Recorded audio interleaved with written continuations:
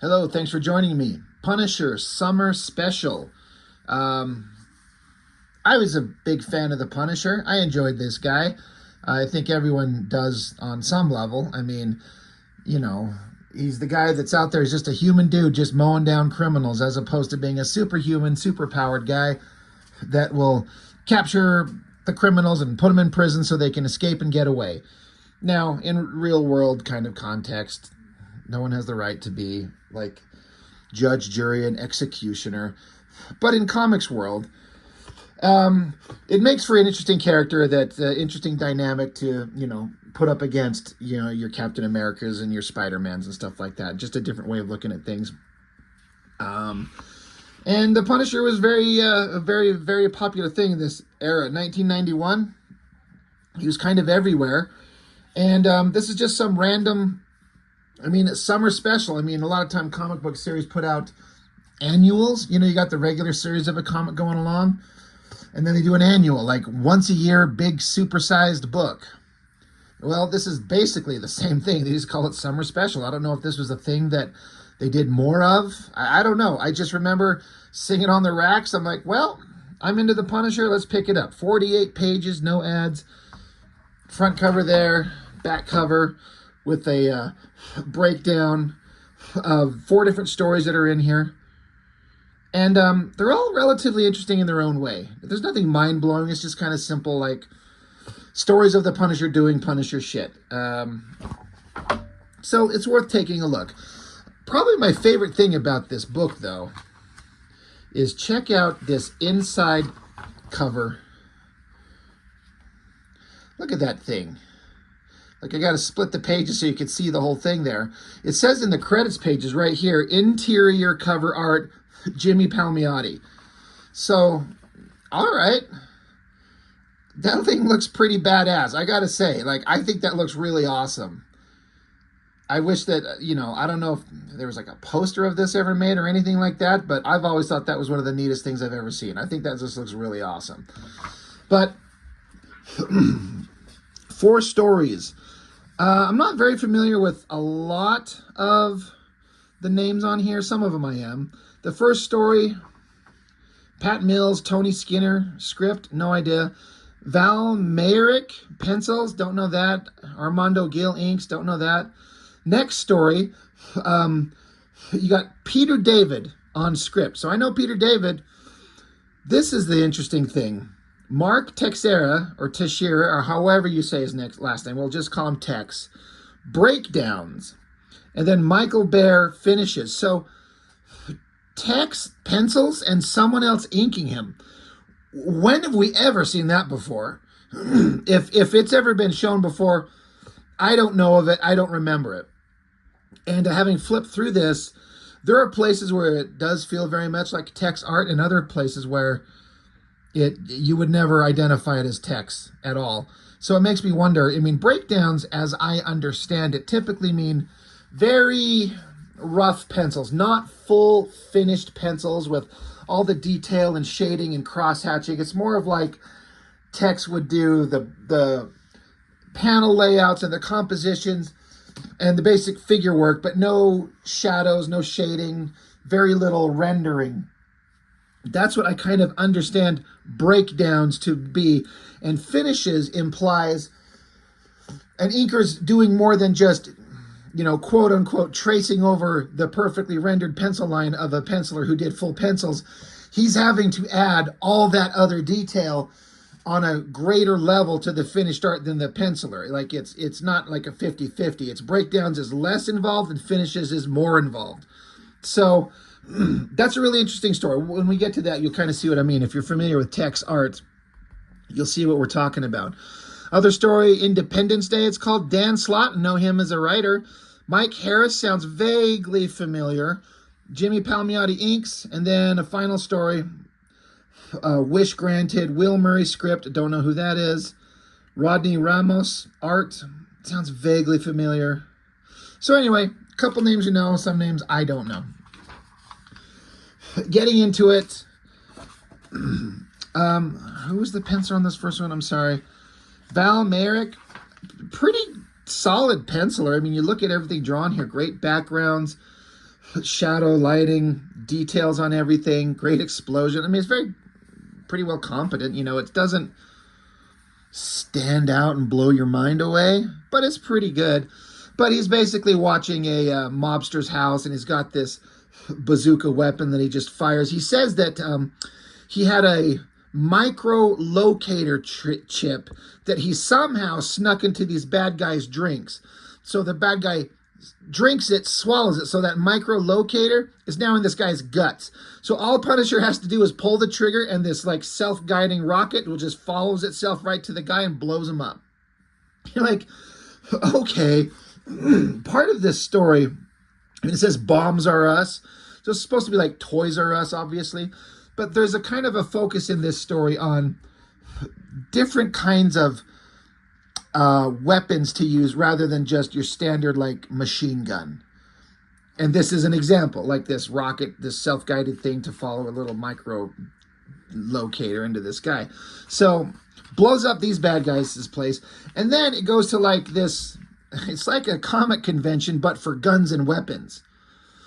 And so he gets to go in there, and it's just a big old show with booths of all kinds of guns, weapons, knives, vehicles, everything. So he gets to come here, and that's got to be like a great thing for the Punisher, right? Like, oh my God, look at all the cool toys. Picks up this anti-riot gun with a polymer plastic stock, very light, always wanted one. He looks at these electrified batons to electrocute people. You know, it's saying it's for crowd dispersals, or some devil alone in a cell, or this photic driver, a powerful strobe that causes disorientation, nausea, fainting, for controlling mobs or obtaining confessions. Sap gloves, nunchucks, angled batons, blunt trauma, and kinetic energy devices, bone breakers in anyone else's language. So he's just kind of like wandering through this convention place, looking at all the badass weapons he could use, just fantasizing about murdering people. And that's the kind of Punisher that I like. Then we get this other guy show up, this clown. You know, I say clown, I did actually mean this, but having read this story, I get the feeling that they were kind of trying to go for like a Joker thing. Could be completely wrong, but you look at this silly outfit, the look on his face, it feels like he's kind of a Joker shtick. And that's, I don't care. I mean, I'm not saying that as a negative. It's just like, oh, that's what they're doing. Okay.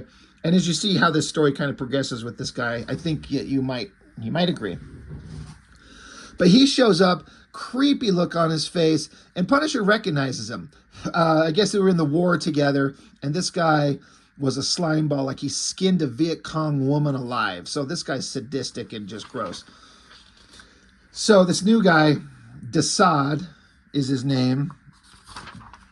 Colonel Desaad is like a nickname for him. Punisher catches up with him. He's like, what are you doing out of the asylum? Oh, so kind of like the Joker was in an asylum. Okay. And Desaad's like, I might ask the same question of you, Castle. The war's over. Haven't they told you? And Punisher's like, my war's never over. So Punisher's like, what are you doing here? And Desaad's like, my business, none of yours. Keep out of it. So they take off and leave. So now Punisher's like, well, I guess I got something new to follow up on. So he chases him around for several days, and they're in it's a riot tank disguised as a bank security van.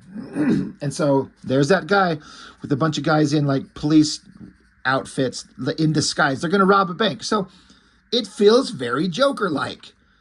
You know, disguised vehicle, gets his buddies, busts in, tells everyone to get to the ground. They start unloading like gas bombs, you know, maximum penetration, purely local effect. And so everyone's coughing and wheezing. Other bad guys run in there to grab the money. Meanwhile, there's some hot blonde girl there. And this Desaad guy, he's like, I want to play with the innocents. So he says, you're the prettiest. Get on your knees. So look, this is just Joker shit, right? Look at the look on his face. Look at the cackling vibe going on. And she says, oh, God, please don't hurt me. And he says, I like that, being called God. He says, but I'm not happy with the way you look. I'm going to recreate you, putting the knife in front of her face. So, I mean, I'm looking at this. This is like Jack Nicholson Joker when he like, storms the museum going after Vicky Vale. And he's got that other girl who he melted half her face and she's wearing a mask. He's like, I make art until someone dies. This is just that. And going to carve up her face. It's even like the Heath Ledger version. He's like, you want to know I have these scars, and puts it in his mouth. It's all very similar. He says, I'm going to recreate you. Don't worry. There'll be no pain for me. Just a little more. And now the other side, she's saying, no, no, no. He's like, oh yes, I've made such an improvement. I'm such an artist. She's screaming. All he did was cut all her hair off. He's like, there, a bob. You'll be so much more becoming. He's like, oh dear, she's fainted. So then he says, I guess I'll have to work on the face next. So again, to go full Joker. But his homies are like, dude, there's no time. We got to go. And he's like, oh, all right. Well, we got to go. Again, right there. You just cut that panel out and put it in a Batman comic. You know what we're looking at.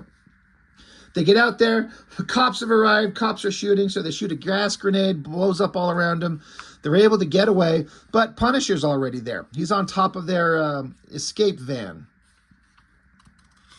And so the Desaad guy, he's like, time to use the banana peel. And it says, low friction plastic confetti used for area denial by making roads too slippery to drive on. Is that a thing? I have never heard of anything like that.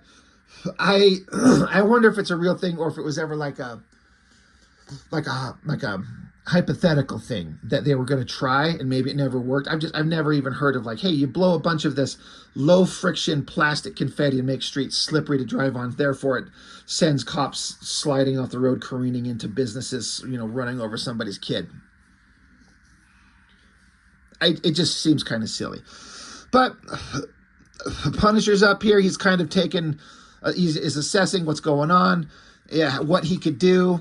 But he doesn't want to hurt innocent civilians, so he's like, I got to wait for these guys to get out of like, a dense populated area to where we can kind of be alone before he starts fucking with them and, innocent people get shot. They're like, oh, dude, inside the van, like, dude, someone's on the roof. It's Castle. So the outside hull of the van is able to be electrified. So bam, they zap the Punisher, he falls off, and they're like, holy shit. They now recognize that not only was it just Frank Castle there, but Castle is the Punisher. So all right, so they have an electrified water jet. Is that a thing?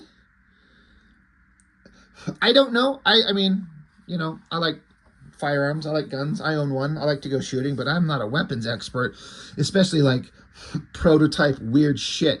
Can you take a water jet and run an electrical current through it and shoot electrified water at people? It sounds bullshit, but I don't know. Also, the coloring going on in this is very interesting. I don't hate it. I don't love it, but I don't hate it. It's very interesting.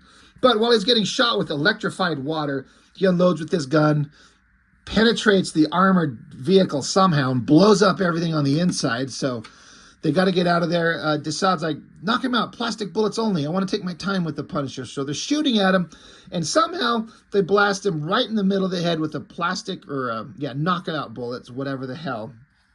Knocking Punisher unconscious. So that could have been it for the Punisher if they decided to use real bullets. But no, they had to have the thing where the bad guy wants to take the hero back to a place and torture him. So they're beating the shit out of him, trying to get some information out of him, zapping him with those electrified batons we were talking about before, having words with each other. Desaad's trying to convince the Punisher that you're just the same as me, and Punisher's like, I'm nothing like you. Zaps him again. Meanwhile, Punisher's inner thoughts are saying he's trying to reach his credit card knife. So like a little credit card shaped thing with a little razor blade inside. Another one of these weird weapons. It's just filled with interesting weapon ideas in here. But eventually, the credit card knife cuts his bonds, bashes the guy in the face, knocking his teeth out.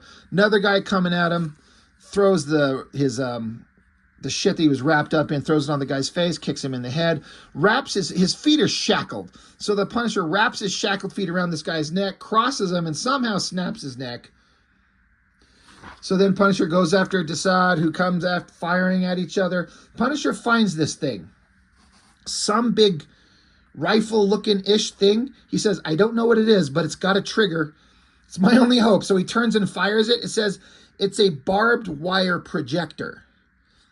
What? That can't be a thing. I remember reading this as a kid going, oh, I mean, all right. It's like coiled up inside with a lot of tension on it, and you pull it, and it just unspirals it. It can't have any range. Whatever the fuck. I think that's complete bullshit, but again, I don't know. Maybe somebody using their imagination, but a barbed wire projector wraps around this Desaad guy. So now there's sparks flying everywhere in the background with leaking gas tank, of course. We got sparks and fuel. You know, we know where this is going.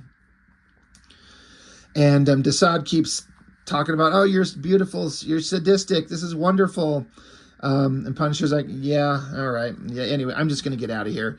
And so the guy catches on fire. The fuel and the sparks catch the guy, so it burns him, and then it explodes.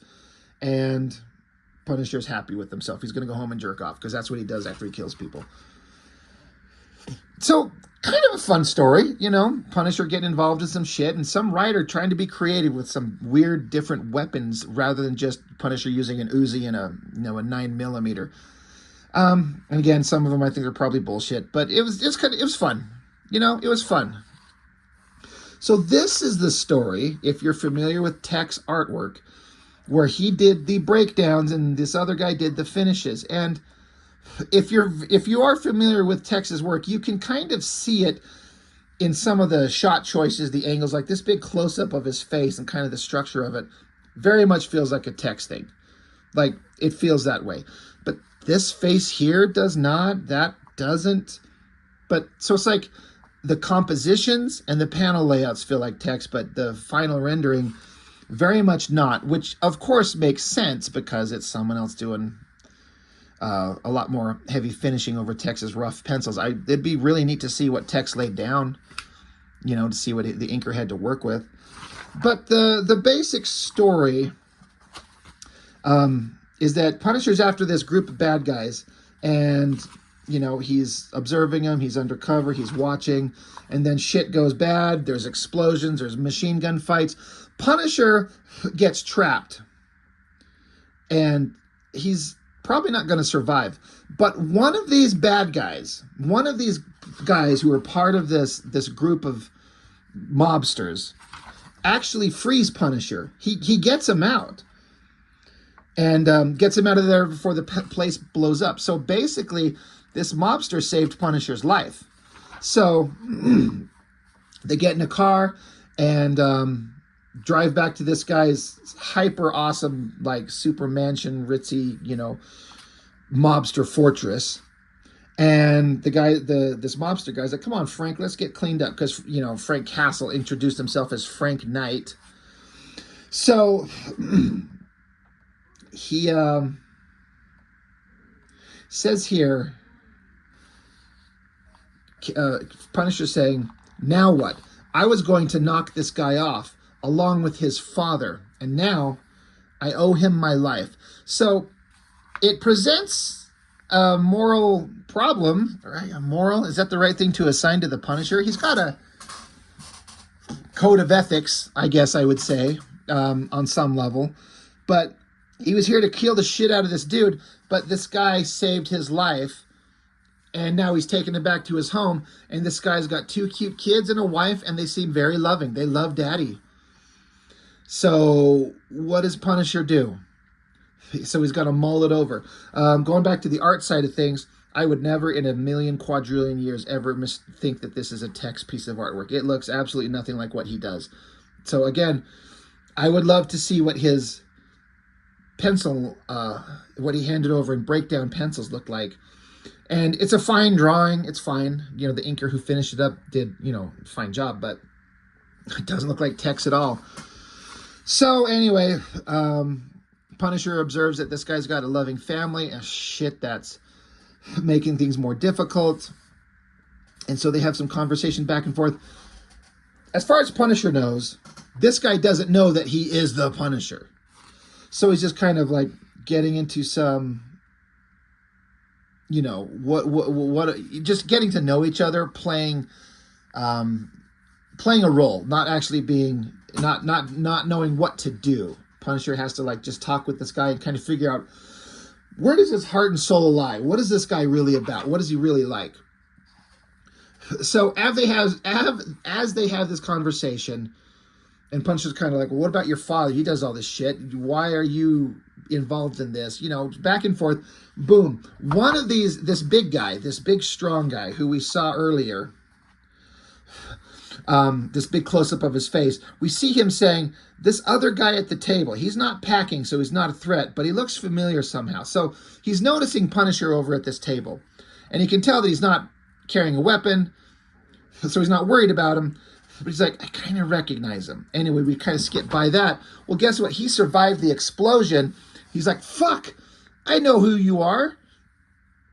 And so the leader guy, he's like, oh my God, you survived. Are you okay? And the big muscle guy's like, shut up, punk. I wasn't talking to you. I was talking to this guy right here, Frank Castle, the Punisher. So big, dumb, muscly, mob enforcer, bodyguard guy, recognizes the Punisher and just attacks him. Holding up this fireplace stick, gonna beat down on the Punisher. I have to say, there is this line said right here on these 3 panels that has stuck with me for my entire life from reading this. I thought it was so funny and vaguely clever. I use it to this day. Whenever anybody mentions, like, I had a good memory about a thing, this guy here says, I never forget a face. I got one of those, what do you call them, pornographic memories? And Punisher says, I got to get one of those. So he's trying to say I have a photographic memory, but this big dummy, he says pornographic memory, and Punisher says, I got to get one of those. So I don't know. I've had instances, even very recently, no joke, where somebody's like, hey, you remembered that thing really well. I was like, yeah, I got one of them, what do you call it, pornographic memories. I think I'm hilarious. No one else thinks I am. That line has stuck with me forever. So I think it's pretty good. Who wrote this? This is Peter David. So the humor's there. Anyway, slams down, tries to hit the Punisher. They get in a fight. Punisher grabs a broken bottle, jabs it in his face, knocks him to the ground. He's out. Who gets shot here? Oh, the mob boss that saved Punisher's life. He comes in, he's got a gun. For some reason, he's got his wife and kids with him now. Well, I know why. It's because it needs to wrap up the story. But he would send them elsewhere. But Punisher shoots the gun out of this guy's hand. And so now the mob boss guy is like, oh, this is Frank Castle, the Punisher. And the wife is like, oh my God, oh my God, oh my God. And so the mob boss guy says, stand aside, children. Give him a clear shot. That's an order. I don't want him to hurt you. Punisher's saying, you knew who I was, didn't you, this whole time? Why did you bring me here knowing that, knowing what I'd do to you? And so the mob boss guy says, guilty conscience, morbid curiosity, knowing that if I ran from you or left you for dead, you might survive and come after me. Or perhaps the notion of having the Punisher indebted to me. All good reasons, take your pick. I lift no hand against you. Your judge, jury, Castle, judge and jury, Castle, judge me and render your sentence. So he's like, I can't fight you. Do what you're going to do. So Punisher fires 3 shots. The sentence is death. Boom, boom, boom. Bullet holes all around the guy's head. He missed intentionally. And Punisher says, suspended. If you're as smart as you say you are, then in your future dealings, you'll make sure I have no reason to review my sentence because you won't like the verdict from the Court of Appeals. So Punisher lets him go. I don't think that happens very often. But I guess he saw that this guy is not completely irredeemable. Wife and kids. He's not going to execute daddy in front of wife and kids. So he lets him go. So, again, all in all, reasonably interesting story with a line that I've remembered for my entire life. I kind of dig it. There's a midsection kind of story here, or not a story, just like an ad that Punisher's going bi-weekly. This was another interesting story. Independence Day. Very, very few words, no dialogue boxes talking about anything, no inner monologue. Who drew this one? Again, Mike Harris, don't know who that is. Palmiotti on inks. I was noticing the color is really fucking weird in this thing. And again, I'm not saying that I hate it. It's not that at all. It's just very different. And I'm like, well, who did the coloring? Joe Rosas? I've heard of that name before. I know that he's done coloring before. This is not some new guy, but I guess he decided to do some weird, interesting stuff. Basically, it's all silent storytelling for the most part. You just have to find out what's going on from the visuals. Basically, you got a cop, and then we cut to a scene of like a board of things pinned up of people who are wanted. Obviously, there's the Punisher, but there's also this other guy, Ray Hammond. Scummy-looking guy, smile. And then this cop, he looks sad. He's got alcohol on the job. He's holding a picture of his wife. You got a box of tissues. So you might, all right, well, he's not doing good. And then, so he grabs this picture, the wanted poster of this bad guy, this criminal, walks out, and then you hear a bunch of voices say, what's with him? I don't know. It was his wife, the one who was, and then killed. That's awful. So you're reading in between the lines, you can obviously figure out his wife was killed by somebody, probably this guy. So he's depressed, he's sad, and he's going to go and kind of turn into the Punisher on his own, right? He's going to figure this out. He wants to find the guy who killed his wife. That's what we're kind of piecing together. He's worked his way through some other bad guys, other criminals, showing them, like, where is he? I need to know. I'm a cop. And then we cut to a scene where the cop is getting directions from a guy in a hat, just pointing. He's like, he's that way, I think. In this, it looks like a power plant, some kind of factory. I don't know what these little bursts...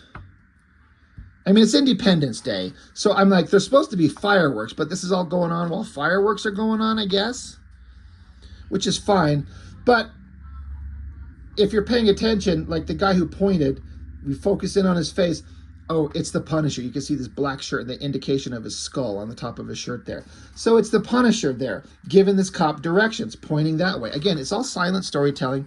So cop goes that direction, kind of stopped by a gate, so he has to take off his jacket, crawl underneath this fence, gets his gun out, and then just around the corner, there's the guy he's looking for, just sitting there.